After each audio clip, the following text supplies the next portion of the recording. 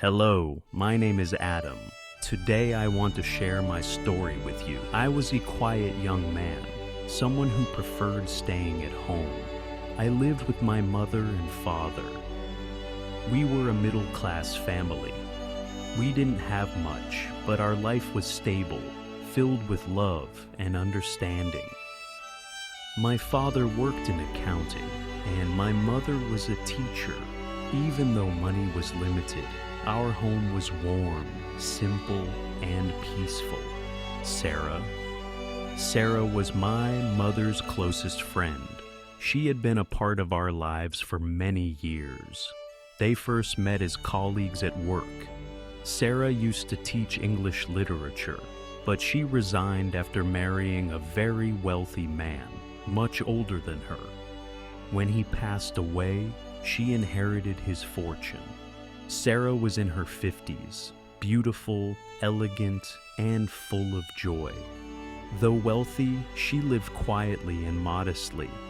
She hated showing off. She always laughed and filled our home with happiness and energy. She had a daughter about my age, but her daughter lived far away with her husband, a famous lawyer.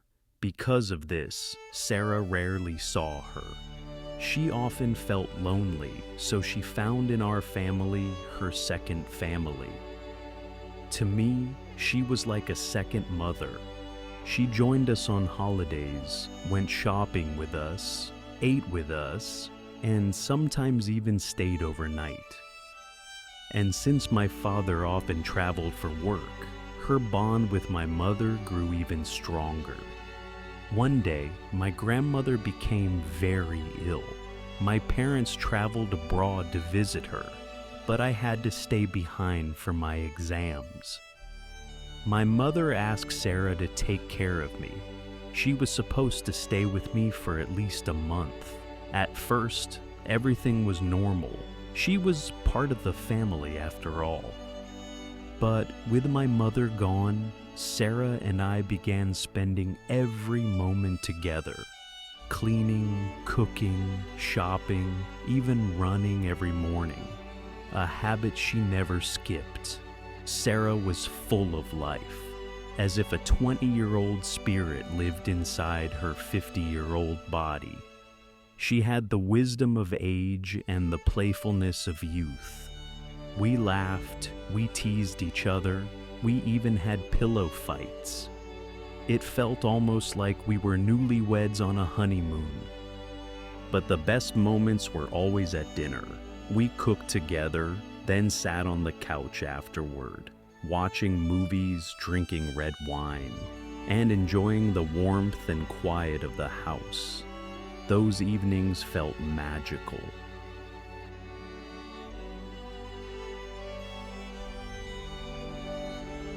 A week passed this way, and we grew inseparable.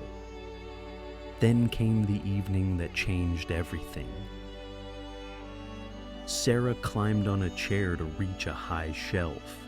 She asked me to hold it steady, but she lost her balance and fell into my arms. For the first time, I held her tightly. I felt her heartbeat. I heard her breath. Our eyes met. Time stood still. The silence of the house was broken only by our heavy breathing. Her hand trembled on my shoulder. My arms shook around her waist. The tension was overwhelming. And then, the phone rang. It was just a wrong number. But when I returned, she was gone, locked in the guest room. That night, I lay in my bed asking myself, was it real or just my imagination? If it meant nothing, why did she run? The next evening, she knocked on my door with a smile. "Wake up, lazy boy," she said. "Help me with dinner." "There's a great movie tonight." I felt relieved.